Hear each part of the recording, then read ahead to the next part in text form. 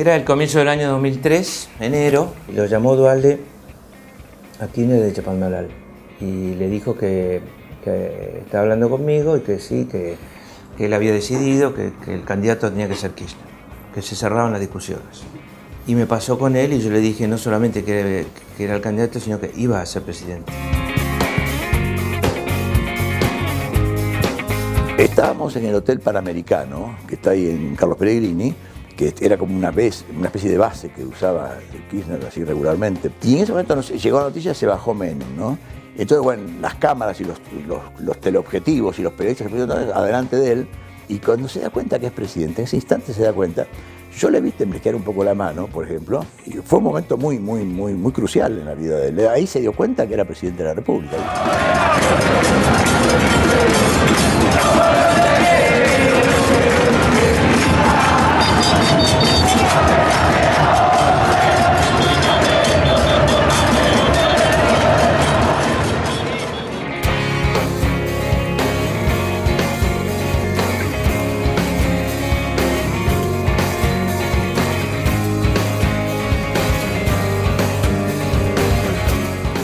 Fue el que partió el protocolo al medio, lo rompió en pedazos, con todo lo que implica eso, ¿no?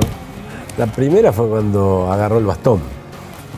Cuando agarró el bastón y lo revolvió, no fue menor. Él terminaba sus actos y había una hora casi de contacto con la gente, terminaba con la corbata hecha pelota, los mocasines llenos de tierra, terminábamos todos así.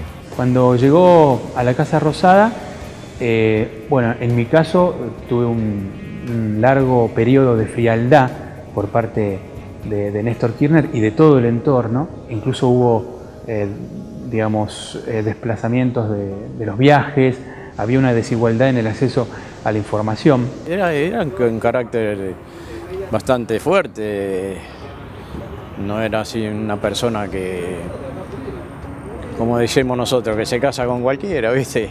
Te analiza, te va explicando las cosas, te va pidiendo las cosas como a él le gusta. Y él siempre tomaba alguna lágrima, algún té especial que tenía él para tomar. Y agua, siempre tomaba agua mineral.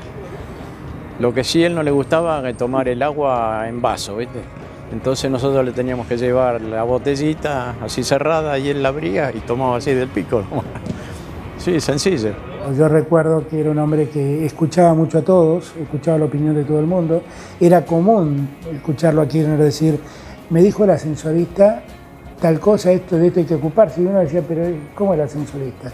Y bueno, y estaba preocupado por lo que el ascensorista le había dicho. Y hasta jugábamos al fútbol con él en la Quinta de Olivo. Sí, hacía partidos con los custodias de él. Al mediodía se iba de la Casa de Gobierno y había un colegio en la puerta y él lo veía, hacía parar el auto, los saludaba a todos los pibes, los subía al despacho y le digo, bueno, ahora quédense acá, gobiernen, que yo me voy a Olivo. Tenía un rasgo de simpatía, de hombre que le gusta bromear, hacer bromas. En ese sentido, incluso yo recuerdo un viaje a Venezuela en donde por el intensísimo calor que hacía, nos repartieron unos gorros, que eran unos gorros colorados, que eran chavistas, y yo me puse el gorro por el calor que hacía y el sol que había. Y me acuerdo que él, desde el escenario, lo llamaba Chávez y le señalaba al periodista de La Nación que tenía el gorro chavista y se reía a carcajadas, ¿no? Ahora, cuando él consideraba que el periodista no quería someterse a la información que él brindaba, cosa que me pasó, era implacable. Me pasó que en Calafate, en una cobertura que tuvimos que hacer, estábamos almorzando en un restaurante, en medio del descanso, entró la familia Kirchner, entró Néstor Kirchner, saludó a todos los periodistas de la mesa y a mí me quitó el saludo, me sacó la mano. Kirchner hablaba poco y decía bastante, y se enojaba demasiado. Yo recuerdo un comentario, pero lo voy a decir en el buen sentido de la palabra. Es: para tener poder hay que tener cash y ser el dueño de las expectativas. Y lo digo interpretando claramente que me estaba hablando de cash en el sentido de caja en el gobierno. Tenía una gran intuición, un gran olfato político. Néstor era increíble en ese sentido. Y me hablaba, me contaba cosas, ¿no? Nunca hay que confiar en los políticos. Bueno, pero en vos sí, no, a mí menos, decía. Era un hombre, por lo menos el periodo que me tocó compartir con él, que fue el principio del gobierno, muy dedicado a la función, y yo en lo personal jamás tuve problemas. El cuento de que Kirchner era su propio ministro de Economía es un cuento inventado, y nos tocaron algunos momentos complejos, ¿no? Era un hombre que vivía obsesionado con cuidar el gasto público y siempre controlaba que el superávit fiscal se verificara. Y era la única instrucción que me daba con mucha frecuencia. Cuidá que no bajemos los 3.12 de superávit. Cuidá. Y en eso él era muy estricto. Era un hombre que seguía cotidianamente el ingreso fiscal y cómo se gastaba.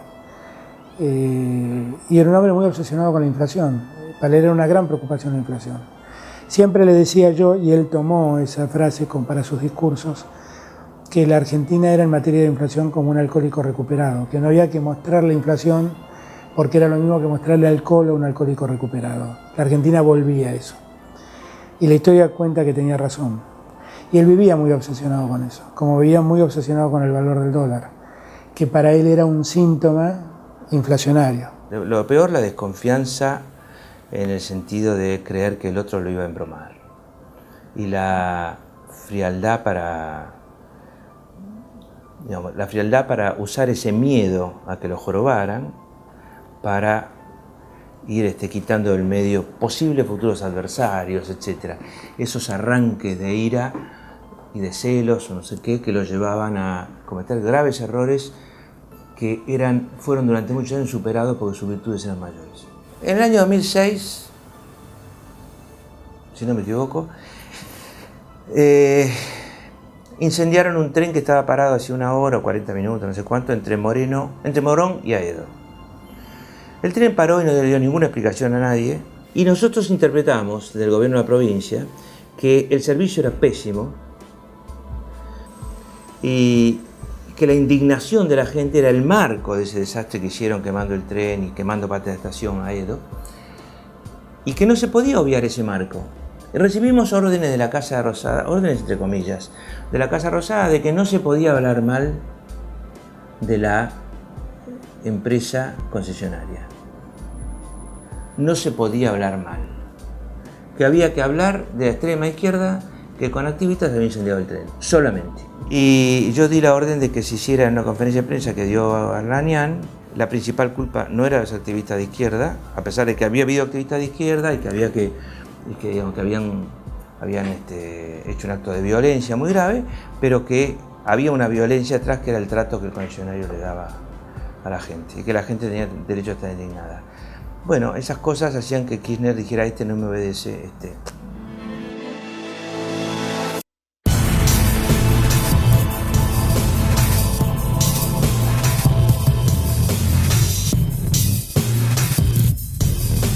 Yo, Cristina Fernández de Kirchner.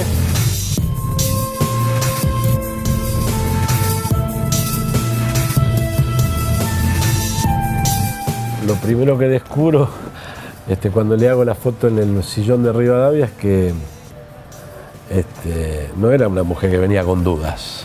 Una vez habíamos hecho un comercial para recordar, rememorar el tema Malvinas, un 2 de abril que salió al aire 2 o 3 días por la efemérides de Malvinas, ¿no? Entonces, habíamos terminado el comercial, estaba bien, estaba muy bueno, y yo me fui por 5 o 6 días de viaje.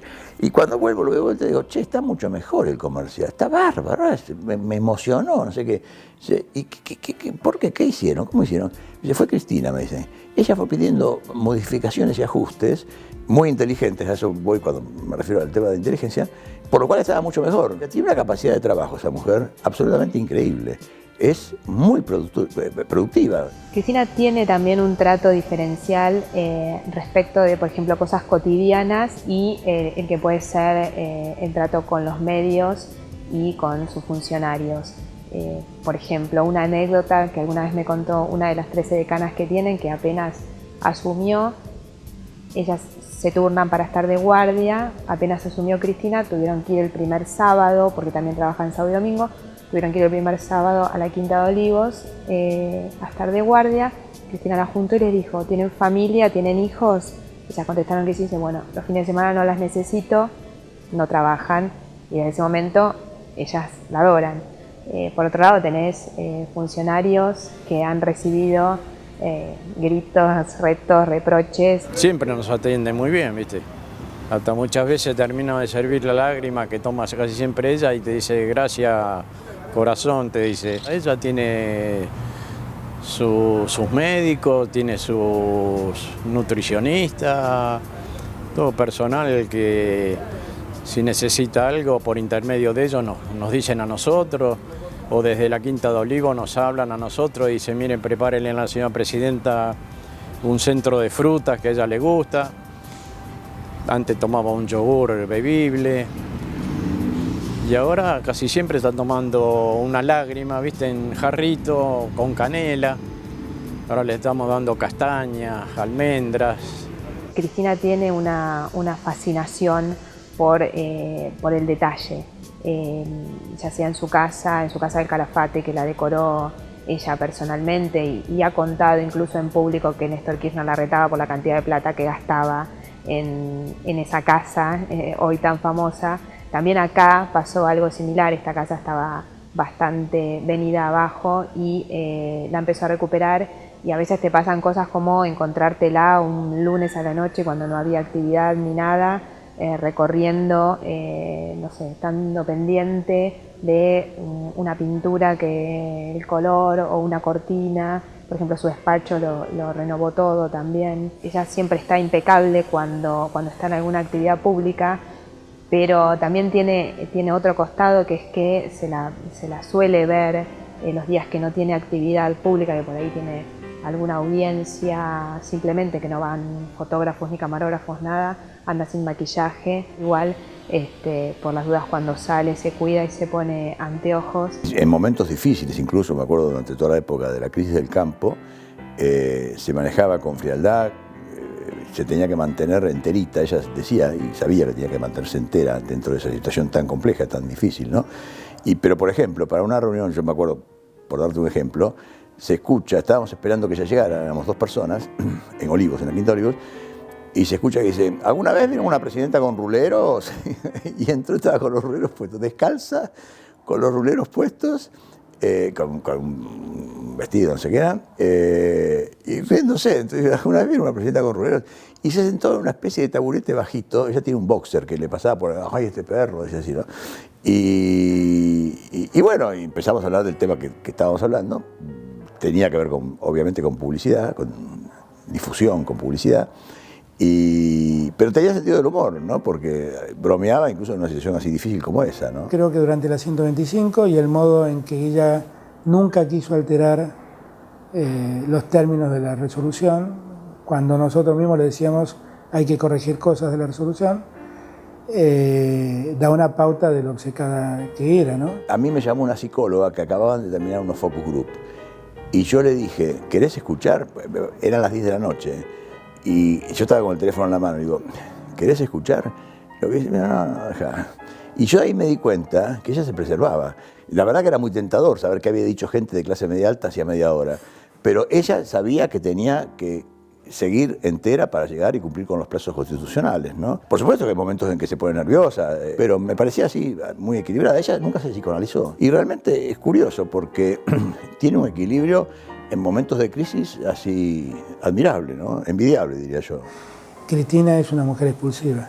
Cristina es alguien que no entiende el poder más que de otro modo, que no sea de otro modo que opere como un sinónimo de sumisión. Para ella el poder es un acto, el militar respecto del que tiene el poder es un acto de obediencia. Y para Néstor no era tanto así. No digo que no era un hombre duro en el ejercicio del poder. Digo que era un hombre que tendía a convencer y de a sumar gente. Y él ahí me dijo que él tenía el propósito de presentarse y de volver a la presidencia en el 2011. Y la verdad es que yo ahí le dije que me parecía que se estaba equivocando en el método y se estaba equivocando con la percepción del clima social, que para mí era uno de los valores que tenía Kirchner y que de algún modo la 125 es como que le restó olfato y dejó de percibir un poco lo que pasaba en la calle. Y ese Kirchner era un Kirchner más testarudo, más obcecado, más encerrado en sus lógicas. Son gente que usa y tira. Y la verdad es que el que queda tirado a un costado vuelve. Si no, miren ahora la cantidad de gente que está hablando del escándalo de corrupción. Gente que han tirado a un costado.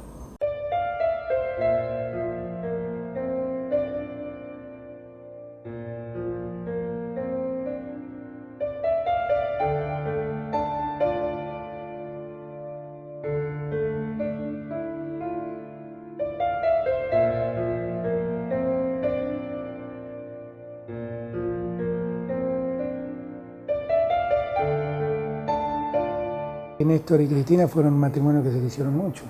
Eso lo palpé no una, sino muchas veces. Néstor era un hombre muy enamorado de su mujer. Siempre cuento la anécdota de cuando Cristina estaba de campaña, que Néstor entraba a mi despacho y me decía, por ahí yo estaba teniendo un embajador, un ministro, y me decía, ¿tenés un minutito? Un segundito lo necesito. Y entonces iba allí con Néstor, y Néstor tenía 2 sillones acomodados en su despacho, para ver a Cristina por televisión dar un discurso. Mirá que bien la flaca, mirá que bien la flaca. Eso siempre era la muletilla de él. Era un hombre muy enamorado, muy convencido de las cualidades de Cristina. Y bueno, en eso no cabe ninguna duda que era un matrimonio bien avenido. Los impactos sobre él eran llenos, era el proyectil que impactaba de lleno. Sí creo que fue muy importante fue el asesinato de Ferreira. Yo creo que lo marcó mucho a Kirchner porque le pasó lo mismo que a mí, más o menos, con Costecchi, Santillán. Kirchner nunca imaginó que a él le iba a pasar. Y le pasó.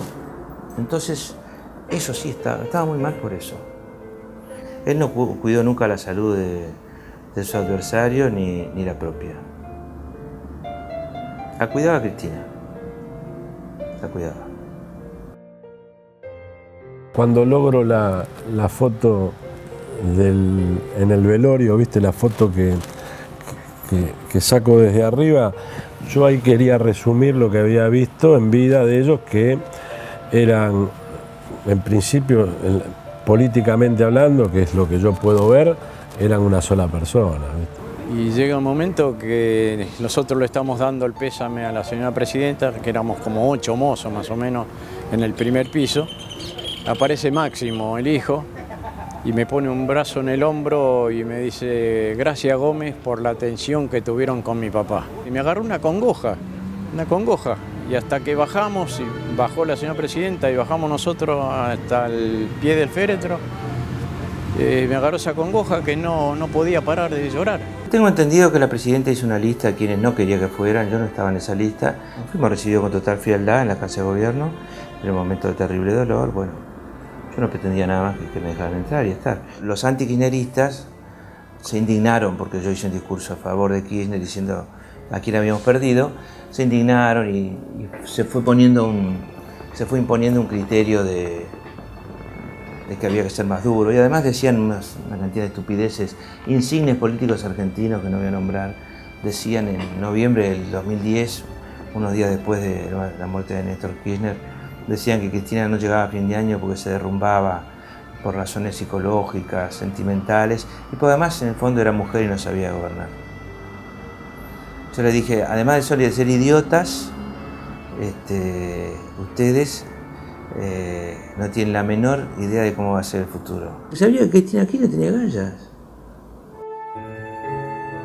Un momento muy particular en la gestión de la presidenta ocurrió apenas asumió el segundo mandato, que cuando estuvo internada en el Hospital Austral por la operación de la tiroides, el ascensor dejó de parar en el segundo piso donde ella estaba. Esa quedó como un ala exclusiva del hospital para la presidenta y sus acompañantes. Después, bueno, la relación con las enfermeras fue muy estrecha.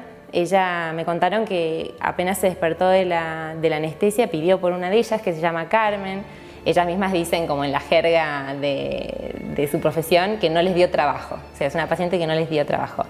Sí, obviamente pedía explicaciones de los procedimientos, pero como cualquier otra persona en una situación similar. Cuando Cristina bajó el día del alta a la cocina a saludar a las camareras y cocineras que la habían atendido, les regaló un retrato de ella grande con una dedicatoria. Pidió el libro de visitas y escribió una carta al hospital, una carta de agradecimiento. Cuenta cómo fue el momento en el que le dijeron que no tenía cáncer y la emoción que sintió.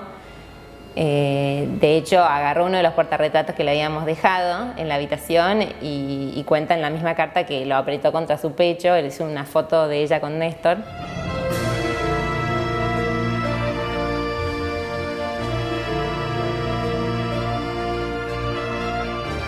A mí me pareció en un momento dado que la letra K era media rara, era una letra... Y le dije a mi secretaria, ¿podés fijarte en el diccionario cuántas páginas tiene la K y cuántas tiene la que sigue? Y al rato me llama y dice, mira, la K tiene 3 páginas y la L que viene después tiene 150, me dice. Bueno, ya es una cosa que diferencia. Entonces empezamos a trabajar con la K. Yo también pensé hacer el croquis de la República, pero los tenía separados, al croquis de la República con la letra K. Y Alberto Fernández fue el que me dijo, che, vos sabés que eso tiene cierta similitud morfológica, pues juntarlas a ver qué pasa. Yo estaba medianamente orgulloso de haber sintetizado de tal manera la K como símbolo de un proyecto, de un modelo de país. Pero también se lo usa para defenestrar, ¿no? Porque el delito K y no sé cuánto, lo he visto también a eso, o sea, también es ambivalente. La década kirchnerista está terminando mal porque Cristina es dogmática, cerrada, habla con poca gente y no hace política. Hace presidencia, pero no hace política. Seamos optimistas para el futuro.